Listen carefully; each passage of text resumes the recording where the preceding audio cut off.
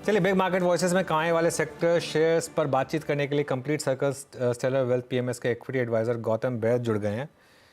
अच्छा, गौतम बैद एक बहुत अच्छे ऑथर भी हैं। इन्होंने 2 बेस्ट सेलिंग बुक्स लिखी हैं, जिसमें से एक थी द जॉयज़ ऑफ कंपाउंडिंग और एक उसके बाद उसका sequel the making of a value investor, जो इसी साल आई थी। Gautam ji, good afternoon. Joys of compounding दोनों बुक्स आपने वैसे मुझे गिफ्ट भी की थी। सबसे पहले तो बहुत बहुत शुक्रिया आज हमारे साथ जुड़ने के लिए और हमसे बात करने के लिए। तो पहले तो चार्ली मंगर साहब की बात कर लें। आज सुबह सुबह वो न्यूज़ आई। आप बताइए, आपने क्या सीखा उनसे? आपने अपनी बुक में उनकी लर्निंग्स को लेकर काफ़ी मेंशन किया है, हमारे व्यूअर्स को बताइए।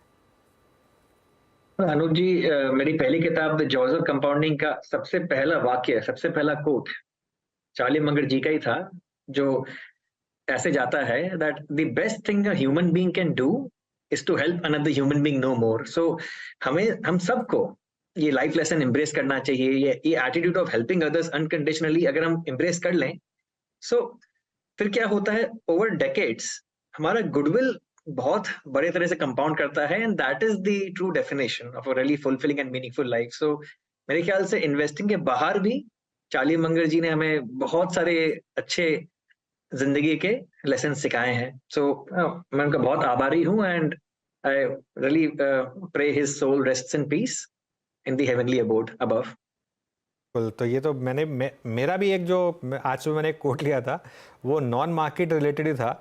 वो एक्सपेक्टेशंस को लेकर मार्केट से रिलेटेड क्या उनकी टीचिंग्स आपको सबसे ज़्यादा इम्पैक्टफुल लगी है? तो सबसे बड़ी टीचिंग तो उनकी यही रही है कि आप खराब क्वालिटी बिजनेस को सस्ते दाम में लेने के बजाय अच्छे क्वालिटी बिजनेसेस को रीजनेबल प्राइसेस पे अगर खरीदें और उन पे लंबे समय के लिए इन्वेस्टेड रहें, वैसे ही बड़ा वेल्थ क्रिएट होता है शेयर मार्केट में। सो अगर कोई बिजनेस और बैड क्वालिटी बिजनेस जो 5-6% रिटर्न ऑन कैपिटल एम्प्लॉयड कमा रही है, अगर आप उसको बहुत सालों के लिए होल्ड करेंगे सस्ते दाम में खरीदने के बाद भी, तो आपका लॉन्ग टर्म सीएजीआर 5-6% से ज्यादा बन नहीं सकता। लेकिन अगर आप एक high quality business 20% plus cost of return on capital जो कमाती है, उसको अगर एक रीजनेबल प्राइस पे खरीदें और लॉन्ग टर्म के लिए होल्ड करें, तो थोड़ा फुली वैल्यूड शेयर भी खरीदने से आपका लॉन्ग टर्म में अच्छा पैसा बन जाता है। क्योंकि जितना लंबा आपका नजरिया हो, इन्वेस्टमेंट हॉराइजन जितना लंबा हो आपका, वैल्यूएशन उतनी कम महत्व रखती है। सो ये एक बहुत बड़ी सीख मिली है Charlie Munger say about the importance of patience. अगर आप धैर्य और पेशेंस के साथ लंबे समय के लिए मार्केट में अच्छे बिजनेस के साथ रहें, तो बड़ा वेल्थ वैसे ही बनता है। ओके। तो इस समय मार्केट को लेकर आपको लग रहा है कि उनकी कोई थ्योरी अप्लाई की जा सकती है इस समय की मार्केट सिनेरियो में, क्योंकि ऑलमोस्ट हर कुछ बहुत महंगा हो चुका है? वेल अनुज, हम भारतीय बाजार बहुत ही यूनिक मार्केट है पूरी दुनिया में, क्योंकि इतनी high levels of insider ownership and promoter holding और कोई शेयर बाजार में नहीं है पूरी दुनिया में। इसके वजह से free public float Indian market में सबसे कम है पूरी दुनिया भर के शेयर बाजारों में। और उसके चलते जो भी गिने चुने हाई क्वालिटी बिजनेसेस के शेयर्स हैं, उनकी बहुत लिमिटेड सप्लाई है इन द इक्विटी मार्केट, और इसकी वजह से डिमांड सप्लाई इंबैलेंस क्रिएट हो जाता है। और इस यही असली वजह है कि जो गिने चुने 50-100 हाई क्वालिटी बिजनेसेस लिस्टेड हैं शेयर मार्केट में, उनके वैल्यूएशन इतने स्काई हाई प्रीमियम में चलते हैं इंडियन मार्केट में। तो आपको आपके पास दो चॉइसेस हैं महंगी मार्केट में। या तो आप क्वालिटी कर्व के नीचे जाइए, एकदम माइक्रो कैप्स में घुस जाइए, जहाँ पे अभी भी सस्ते वैल्यूएशन में आपको शेयर्स मिलेंगे, लेकिन वहां पे रिस्क बहुत ज्यादा है। एक तो कोई ट्रैक रिकॉर्ड नहीं है वहां पे, लिक्विडिटी नहीं है वहां पे, और वहां पे ये प्रमोटर्स माइनॉरिटी शेयर होल्डर्स को कैसे ट्रीट करेंगे उसका भी आपको अंदाजा नहीं है। सो बहुत ही हाई रिस्क आप या तो ले सकते हैं लोअर क्वालिटी या माइक्रो कैप्स में। दूसरा ऑप्शन ये है कि आप स्पेशल सिचुएशन इन्वेस्टिंग के थ्रू आप अच्छे क्वालिटी बिजनेसेस को सस्ते दामों में खरीद सकते हैं। तो वेरी सिंपल एग्जांपल, जब कोई लार्ज कैप पेरेंट से कोई small cap high quality business demerge होती है और शेयर मार्केट में लिस्ट होती है, तो जो भी लार्ज कैप म्यूचुअल फंड्स उस पेरेंट को होल्ड करते थे, उनको बाय द वेरी मैंडेट उस हाई क्वालिटी स्मॉल बिजनेस के स्टॉक को ओपन मार्केट में बेचना पड़ता है। उसकी वजह से फोर्स सेलिंग आती है, और फिर आपको अच्छे quality small cap mid cap shares reasonable prices में मिल जाते हैं। तो वो एक तरीका है एक्सपेंसिव मार्केट्स में अल्फा क्रिएट करने का। और दूसरा तरीका ये है कि आप गुड क्वालिटी सिक्लिकल बिजनेसेस में जिनकी इंडस्ट्री में 2-3 साल के बाद फाइनली अपटर्न आ रहा है, उनमें आप रीजनेबल प्राइसेस में इन्वेस्ट करके आप अच्छा पैसा कमा सकते हैं। Auto ancillaries for example in the current market. अच्छा गौतम जी, अभी जिस शब्द का आपने इस्तेमाल किया था, क्वालिटी कंप्रोमाइज़ करके माइक्रो में जाइए आप, उसमें तो हम बात नहीं करेंगे, उसको छोड़ते हैं। लेकिन एक चर्चा और हो रही है यहाँ पे, क्योंकि CY23 मिड कैप्स के नाम रहा है, स्पेशली अप्रैल ऑनवर्ड्स जो स्विंग था वो बहुत शार्प था, ऑलमोस्ट एक वर्टिकल स्विंग था। एक इंसिडेंट हुआ था बस सितंबर में, उसको छोड़ तो बाकी रैली काफ़ी स्मूथ रही। एक चर्चा और हो रही है बीते एक महीने से कि it's time to focus on large caps. Reliance नहीं चला अब तक, ICICI बैंक नहीं चला, HDFC बैंक नहीं चला, और कोटक महिंद्रा बैंक नहीं चला। बहुत सारे लार्ज कैप्स ने पार्टिसिपेट नहीं किया है। ह्यूज डिफरेंशियल है जहाँ पे मिड कैप खड़े हैं और इनके प्राइस में। आप इस थ्योरी में बिलीव करते हैं इस वक्त? वीरेंद्र जी, अभी अगर आप निफ्टी का पी रेशियो देखें on A 1 year forward basis, वो लॉन्ग टर्म एवरेज से सस्ते भाव में ट्रेड कर रहा है। तो उससे बहुत ही ऑब्वियस है कि large caps offer a greater margin of safety than mid cap and small cap stocks today. तो आज के दिन सेंस तो बनता है, लेकिन सारे के सारे लार्ज कैप्स को एक ब्रॉड ब्रश से पेंटिंग कर सकते हैं। आपको बहुत सिलेक्टिव होना पड़ेगा। फॉर एग्जाम्पल, जो large cap high quality private sector banks हैं, वहां पे आप सिलेक्टिवली बाइंग शुरू कर सकते हैं, क्योंकि कुछ कुछ शेयर्स हैं, not a stock recommendation. For example HDFC bank पिछले 20 साल के lowest price to book valuation में चल रही है। सो ये एक ऐसी बैंक है जिसमें एक proven long term track record है, मैनेजमेंट बहुत अच्छी है, इन्होंने कई साइकिल्स देखे हैं, तो आपको अच्छे सस्ते भाव में मिल रहा है because of the merger overhang. तो I think and ICICI bank को भी इतने शानदार नतीजों के बाद, क्योंकि FIs का बाइंग सपोर्ट नहीं है, इसलिए शेयर अभी आपको रीजनेबल प्राइस पे मिल रहा है। तो ये स्टॉक रिकमेंडेशंस नहीं है, और हम ICICI बैंक को अपने PMS में होल्ड करते हैं, लेकिन आपको बहुत सिलेक्टिव होना पड़ेगा। और जहां पे एसेट क्वालिटी मजबूत है, मैनेजमेंट इज प्रूवन, वहां पे आप सिलेक्टिव बाइंग कर सकते हैं लार्ज कैप्स में भी।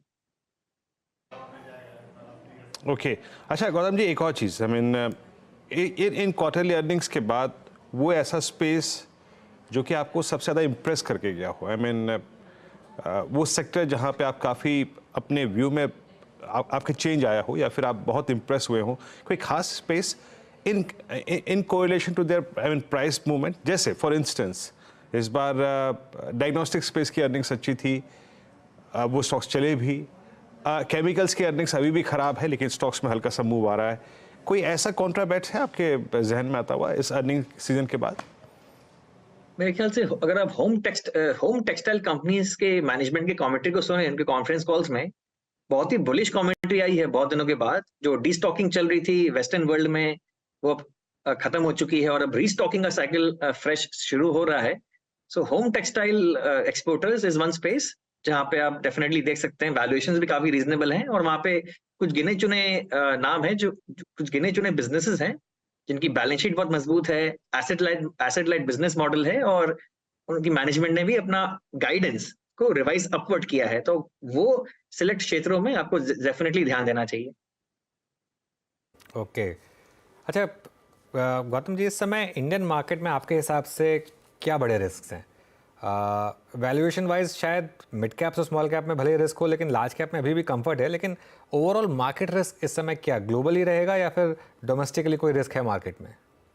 सबसे बड़ा डोमेस्टिक रिस्क अनुज है, अगले साल अगर एग्जिस्टिंग सरकार कंटिन्यू नहीं कर पाएगी तो उसकी वजह से पॉलिसी कंटिन्यूटी ब्रेक हो जाएगी, और जो भी पॉलिटिकली सेंसिटिव स्टॉक्स हैं like infrastructure, road developers and select other pockets, उनमें बहुत बड़ा गिराव आ सकता है। तो इसलिए कोई भी नेशनल इलेक्शंस के पहले आपको ये पॉलिटिकली सेंसिटिव स्टॉक्स में तो इन्वेस्टेड रहना ही नहीं चाहिए।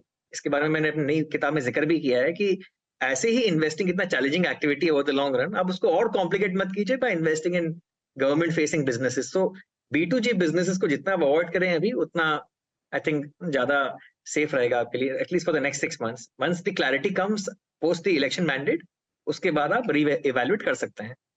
इस समय सबसे बड़ी थीम आपके हिसाब से जो आपने खुद भी इन्वेस्ट की हो या आप स्टडी कर रहे हो इन्वेस्ट करने के लिए, वो क्या होगी? पावर ट्रांसफार्मर्स, क्योंकि ये एक ऐसा क्षेत्र है, आई थिंक इस डेकेड, इस दशक में electrification is going to be a big theme across the world and specially in India as well. And ये पावर ट्रांसफार्मर्स के कुछ प्योर प्ले कंपनीज लिस्टेड भी हैं भारत में, और उनके थोड़े इलिक्विड हैं वो स्टॉक्स, लेकिन उनकी मार्केट कैप अभी भी डिसेंट साइज के हैं। उनमें आप ग्रेजुअली अपने पोजीशंस बनाना शुरू कर सकते हैं। हम भी एक दो ऐसे कंपनीज को भी इवेलुएट कर रहे हैं। आई थिंक अगले 4-5 साल के लिए एटलीस्ट अर्निंग विजिबिलिटी बहुत हाई है, क्योंकि जब मैनेजमेंट्स खुद अपने कॉन्फ्रेंस कॉल्स में बता रही है कि अगले 5 साल तक उनको 25-30% ग्रोथ की एक्सपेक्टेशन है, आपको इसी से अंदाजा लग जाएगा कि कितना बढ़िया लॉन्ग टर्म प्रोस्पेक्ट्स है इस सेक्टर का। तो power transformers is one space जिसमें लॉन्गर टर्म विजिबिलिटी है, और home textiles is more of a tactical play with a shorter term perspective of 1 to 2 years. Okay अच्छा, मैं इस पे कोई वैल्यूएशन से बातचीत नहीं करूंगा, बस मैं प्राइस पैटर्न की बात करूंगा गौतम जी। जैसे कि आपने कहा कि कुछ सेक्टर्स जो कि आप जनरल इलेक्शन से पहले जिनको कुछ अवॉइड करना चाहेंगे, और कुछ सेक्टर्स ऐसे होते हैं जिनमें कोई भी सरकार आए उनकी प्राथमिकता रहेगी ही रहेगी। वो होता है pharma, I mean health care. आपका इस स्पेस पे व्यू क्या है? क्योंकि मैं प्राइस वाइज देख रहा हूँ कि पिछले 3-4 जनरल इलेक्शंस में, लाइक फॉर इंस्टेंस 2009, 2014 और इवन इन 2019, फार्मा ने 3 महीने पहले और 4 महीने बाद तक बहुत स्ट्रॉन्ग मूव दिया। फार्मा और हेल्थ केयर पे आपका व्यू क्या है इस वक्त? अप्रैल से लेके अब तक सबसे स्ट्रॉन्ग मूव देने वाले इंडस्ट्रीज में ये भी शामिल रहा। इन प्राइसेस पे आपका आउटलुक? फार्मा भी बहुत ही डाइवर्स सेक्टर है, इसमें अलग अलग बिजनेस मॉडल्स हैं। इनके अंदर हम डोमेस्टिक फेसिंग फार्मा कंपनीज पे काफी बुलिश हैं, जो प्राइमरीली इंडियन मार्केट को केटर करती हैं, क्योंकि वहां पे यूएस एफडी का रिस्क नहीं होता। Some examples will be JB chemicals, Mankind pharma and RPG life sciences. ये हमारे पीएमएस में नहीं है, लेकिन ये बस स्टॉक एग्जांपल्स है for education purposes only. And ये डोमेस्टिक फेसिंग फार्मा में रेगुलेटरी रिस्क कम होता है, तो वहां पे हमारा काफी अच्छा पॉजिटिव व्यू है। हॉस्पिटल्स के अंदर भी वो स्पेसिफिक हॉस्पिटल जहाँ पे रेगुलेटरी रिस्क ज्यादा कम हो, उसमें हम काफी पॉजिटिव हैं। एंड जनरली एक्सपोर्ट मार्केट्स में ज्यादा फोकस जिन फार्मा कंपनीज का है, like US generics for example, उसमें हम ज्यादा पॉजिटिव नहीं है। लेकिन CDMO, contract development and manufacturing organisations, इस स्पेस में बहुत लंबा रनवे फॉर ग्रोथ है। और यहाँ पे जब भी गिरावट आए because of a bad quarterly result, यहाँ पे डेफिनेटली पोजीशंस बनाने का आप सोच सकते हैं। गौतम जी, बहुत बहुत शुक्रिया आज हमारे साथ जुड़ने के लिए और बात करने के लिए हमारे साथ। Thank you so much. Thank you so much. बता दें कि मनी कंट्रोल पर दिए गए विचार एक्सपर्ट्स के अपने निजी विचार होते हैं। वेबसाइट या मैनेजमेंट इसके लिए उत्तरदायी नहीं है। यूजर्स को मनी कंट्रोल की सलाह है कि कोई भी निवेश निर्णय लेने से पहले सर्टिफाइड एक्सपर्ट की सलाह लें।